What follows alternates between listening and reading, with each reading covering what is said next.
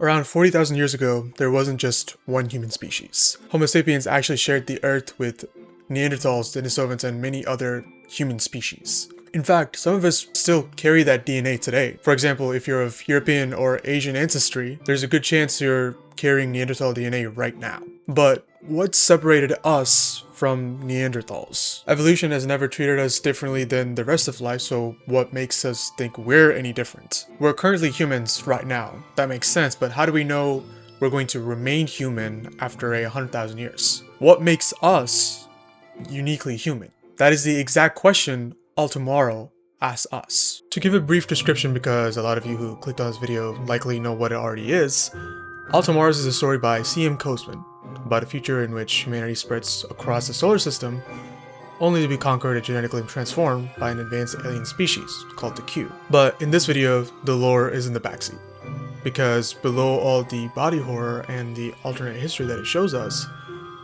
All Tomorrow asks us a fundamental question. What makes humans unique? When you think of humans and what makes us, the first attribute you think of is biology. We have hair, eyes, limbs, ears, and DNA that we would attribute to be unique to us. But the novel says otherwise. There are many species produced by the Q that were remnants of the human species that look completely different from us. For example, the colonials were just, quote, disembodied cultures of skin and muscle. The Q modified them into these lowly forms with no limbs, no faces, and almost nothing that resembles human. But somehow they still feel human. We don't read the story of the colonials as animal cruelty, something that happened separate from us. We read it as something that happened to people, humans, because we knew who they were. Something inside them is still suffering and experiencing pain, memory, and even hope. So if biology is the thing that makes us human, then why do we still view the colonials as human? Then maybe if it's not something in the body, maybe it's something in the mind. Maybe it's intelligence.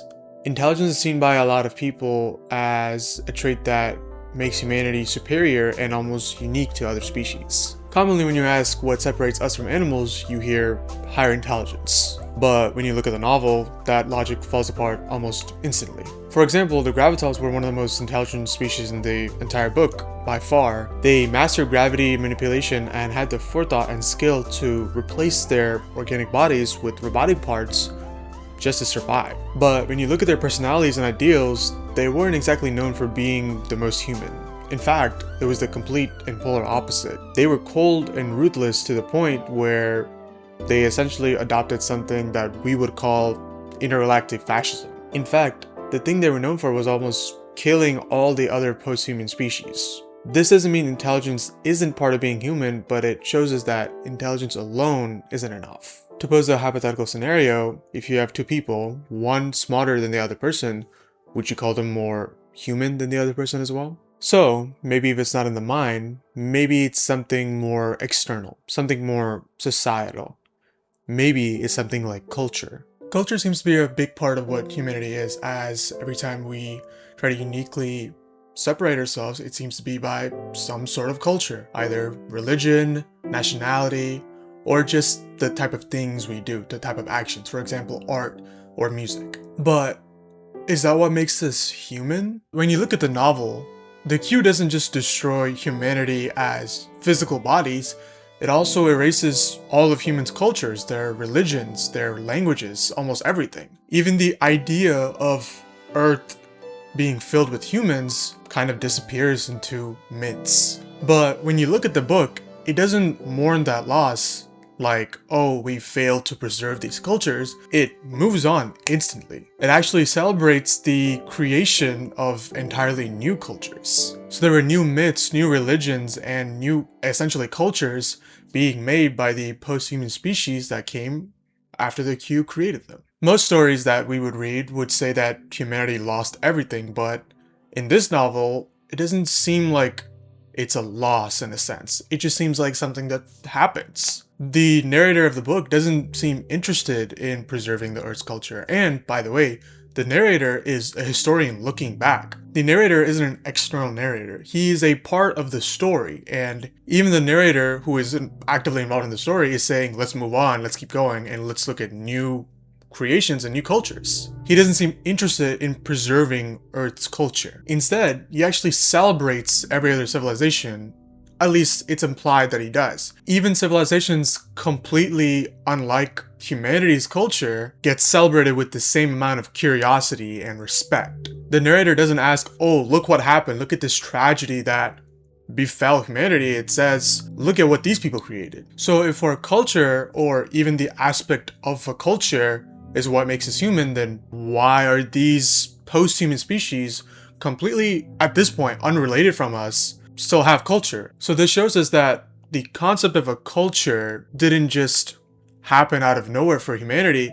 It's just something that naturally happens as life gets more and more evolved. Because even in real life, culture isn't just specific to us. Birds have culture, honeybees have their own types of culture, and there are many, many species on this planet that have cultures completely different from our culture. In fact, if you look at humanity, there are many different types of cultures even within our own species. So how could that become the universal factor for humanity itself? So maybe if it's not culture, maybe if it's not intelligence, maybe if it's not biology, the only thing I could think of is maybe the concept of consciousness. Now, consciousness at the surface level might seem like a pretty good answer to the question we've looked at so far. But when you look closer, that's not necessarily the case. Consciousness is not uniquely human. In fact, there are many species on this planet that actually do have consciousness, or at least appear to have consciousness. And that raises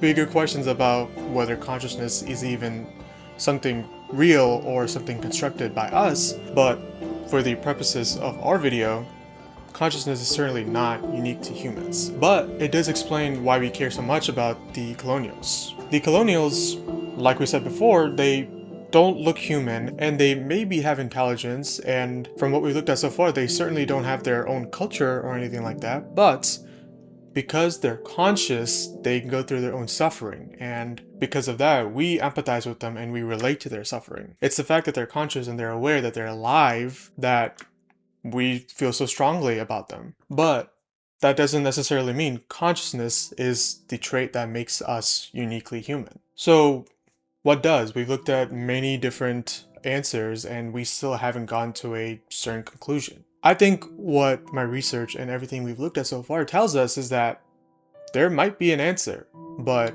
it's definitely not something that's one unique trait that makes us human. It's probably a mixture of a lot of traits. For example, it probably is a combination of intelligence, biology, consciousness, even empathy. It's probably a combination of all these traits together, or maybe it's a balance of these traits together. For example, you need to have 50-50 intelligence and empathy together to work well together to make us human. Maybe that's the case. But what we've seen so far is these traits aren't unique to us. Maybe the unique part is just the combination of these traits together. But that still doesn't answer our original question. What is the one trait that makes us unique? There seems to be none, actually. But that raises an even bigger question. Why do we need a unique trait at all? Why do we need a definition of what it means to be human? We've spent some considerable time, or however long this video is, to define humanity using the lens of this novel, All Tomorrows. But ultimately, the conclusion that we've reached is that humanity can't be reduced to one trait. We are a mixture of traits that we share with plenty of species even on this same planet. Every definition of humanity that we've looked at so far collapsed because the traits that we cherish aren't our own. But that's not necessarily a bad thing. I think we as a species kind of work in subsets where we separate and we segregate across species and even within our own species. We segregate by history, we segregate by, for example, religion, culture, all these things. But ultimately, maybe the answer is that we're just part of a system and that's it. We're not at the top of that system or at the bottom of the system. We're simply in the system. And some people might look at that and see the negative side of it, that we aren't special. But I think for me, there is a much more positive side to it, that we aren't all that different from life itself. Maybe we've been looking at All Tomorrows wrong altogether. maybe we were asking the wrong question all this time. Maybe the question isn't what it means to be human, but what it means to be alive.